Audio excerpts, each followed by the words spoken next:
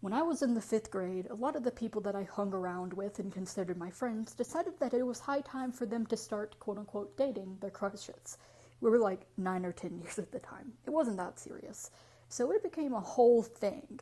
Most of their conversations at the lunch table revolved around who was dating who and who had broken up with who, and even though I was a bystander to this conversation, as I so frequently was in grade school, I listened with complete and utter fascination, even though I personally thought it was all really stupid. See, there's always been a lot of things that I've never quite understood about other people, and when I was little, I just assumed that they were going through a phase or something and would figure it out eventually, or that I was just simply different than them. What's kind of funniest, though, is that I've heard a lot of other people who experienced the same thing growing up say that they assumed that there was something fundamentally wrong with them because of that and internalized that early, but I never had that. I was like, okay, literally everybody around me is acting crazy. I have no idea what any of them are talking about or why they're behaving like this, and I'm clearly the only sane person here. Which is really funny because I was like 7 at the time. Some of the things my peers and some adults did when I was little that thoroughly baffled me included getting angry sometimes when I answered their questions honestly, getting annoyed when I asked clarifying questions about complex or unclear directions that they all seemed to magically understand perfectly fine, having a strict adherence to mystifying and completely arbitrary rules about boys were supposed to do and girls were supposed to do that I never followed because I didn't care and they were clearly stupid, caring a lot about who was dating who, and so on and so forth. As I got older, some of these things became clear to me, while others I simply shrugged and accepted as just things other people did, whether I understood them or not.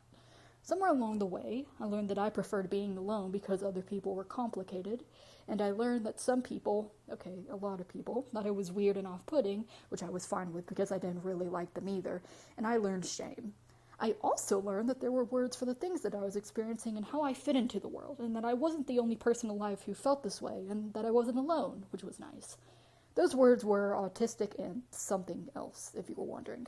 No, it's not the R word. I'm getting there. For the longest time, however, there was two things that consistently stumped me, and those things were sex and romantic relationships. When all of my friends were talking about dating each other in the 5th grade, the only two things I knew were that 1, dating was a formal agreement that you made with another person to be in a dedicated relationship, and 2, this was very important. So important, in fact, that they started badgering me about who I liked and who I had a crush on. I did not like anyone, at least not in the ways they seem to be describing. There were the people I liked to hang out with who were nice to me, and I was nice to them, but nothing past that. There was this one boy named Colin, though, who was quiet and really liked The Legend of Zelda. I myself only played Minecraft, but he listened to me talk about Percy Jackson and Hermitcraft, so I listened to him talk about his game. He was the closest friend I had at the time, and based on the incredibly vague descriptions of liking people and crushes and love and stuff I had at the time, I analyzed the other options I had of boys in my class, and eventually decided that I had a crush on him based on the eligible criteria. To be clear, I was peer pressured into this, not actively by my classmates, but naturally, because I wanted to fit in with them. I didn't talk to people much at the time and barely had any friends, but I wanted to get closer to and understand people, and besides, they all seemed kind of disappointed when I said I didn't like anyone, so I went up to Colin and explained the situation and asked him out, and he said sure. The relationship only lasted about 2 days, by the way. I pressured him into it and then almost immediately felt bad about it, so I apologized to him and told everyone we had broken up and promised him that it would never happen again, even though we did remain friends until I switched schools the next year. And it didn't. That incident was the first and only time I have ever even attempted to date anyone in my entire life. Okay, so remember how I said earlier that there were other words that describe me in my life and the way I exist and stuff? Those words are aromantic and asexual. Now, you may not have heard of them before, but if you're familiar with how the word lesbian describes women who fall in love with other women, these are personal identities that broadly describe how I experience attraction to other people, or lack thereof, as I will explain right now. The word aromantic, often shortened to aro, yes, we make a lot of puns about it, has two parts to it. The romantic part, obviously, and the A part at the start. which is actually a prefix that means lack of. You may recognize it in other words such as atypical, which means not typical. Following this logic, it should hopefully make more sense that an aromantic person is someone who experiences little to no romantic attraction to others. This, of course, can present itself in a million different ways, but I'm trying to not make the script too long, so in my specific case, it just means that I don't get crushes on people, and it also has a side effect where I have a really hard time figuring out when people are dating because, I've never experienced that. I don't know what it looks like.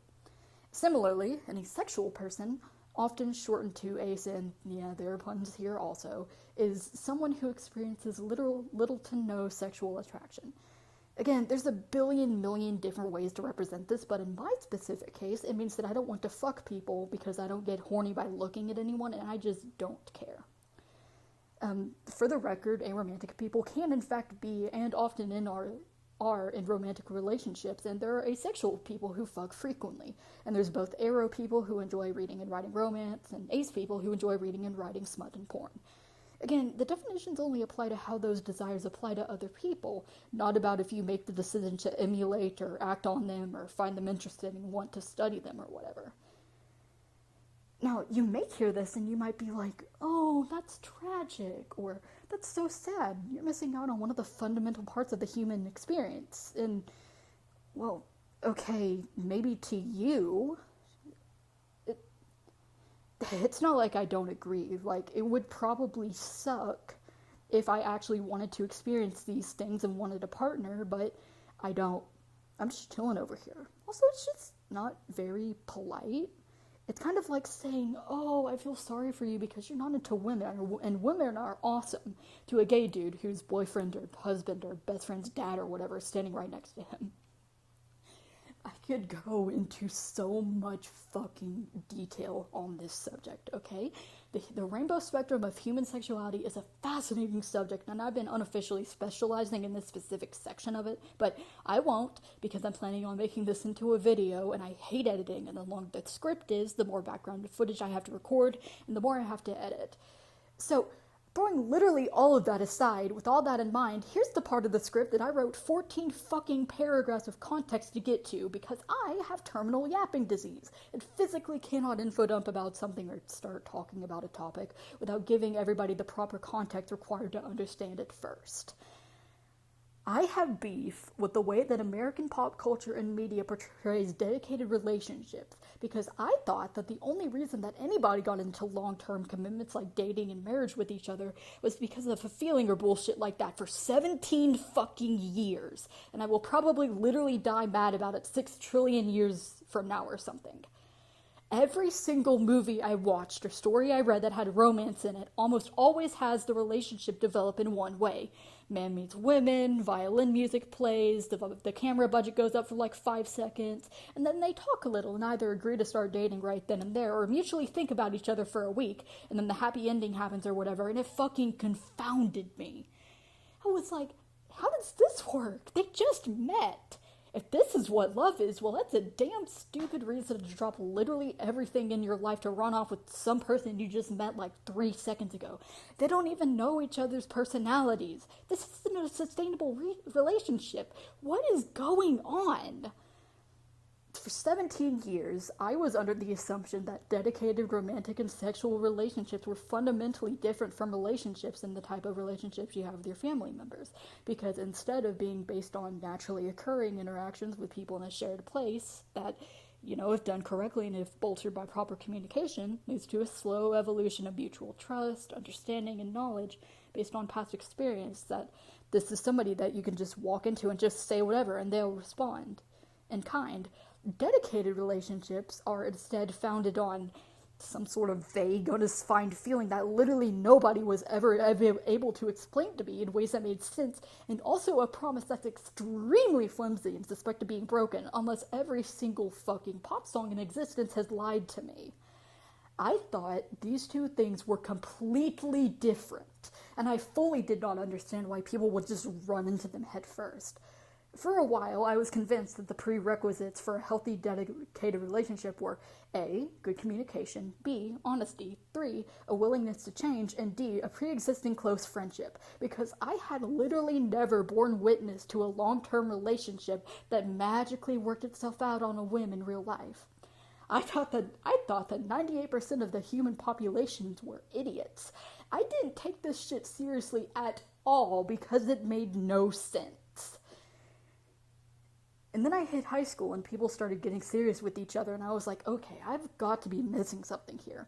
I read gay and straight romance novels and fan fiction and analyzed the difference in dynamics between characters who were dating compared to characters who were just good friends. I read smut and porn with the same level of detached curiosity as a biology student examining a beetle, because sex just seemed, and still seems, just fundamentally unserious to me. It was interesting, sure, and I kind of half got it, but I still felt like there was something missing. I even started writing ship fics of my own to kind of try and figure out what the difference between a really close friendship and a dedicated relationship would be, and I eventually decided that the literal only difference was what you called it, because literally nothing is stopping two close friends from making out or fucking, or two romantic partners from just sticking to hugging each other and cuddling in bed if they want to do that. About 2 weeks ago, though, I watched a video, and I was like, okay, this could be an interesting pairing if they end up falling for each other by accident, so I went to write it. But before I did that, I hit up one of my friends who actually gets crushes on people and has a type and has a girlfriend and shit, and I was like, what the fuck do crushes even feel like? Because I wanted to do my research. And his response was basically like, yeah, crushes are mostly feelings based off of past experiences. I don't believe in love at first sight because a lot of that is actually just, man, they remind me of my parents, or some other reflection of past trauma, or they see an opportunity for them to fill the void in some way or another. And I realized that, wait, dedicated relationships aren't this fundamentally different or higher version of human connection like I was told. They're literally just like any other relationship, like friendship, with different expectations and different stakes and in different fonts. Now, this fictional person that I created to make a counter-argument against says, wait, Six, it literally took you your entire life to figure out how this worked? I discovered this before you were even born. I discovered this before my mother was born, which is a reasonable response, except for the end bit, which is exaggerated and a joke. However, you must remember, I am the pinnacle of oblivious guy, and I also don't have a horse in this race. There are no stakes to me. I don't care about any of this personally, except for the fact that it's interesting. And I had no real reason to figure it out before 2 weeks ago, because I have other priorities, like graduating high school, overanalyzing literature, and procrastinating getting my driver's license. So, yeah, this shit is stupid, and I'm mad at romance-based media. Thanks for coming to my TED Talk. If you relate to any of this shit, you should absolutely look into getting an autism diagnosis, or at least looking up the words aromantic on the internet on the slot machine. I love you all. Goodbye.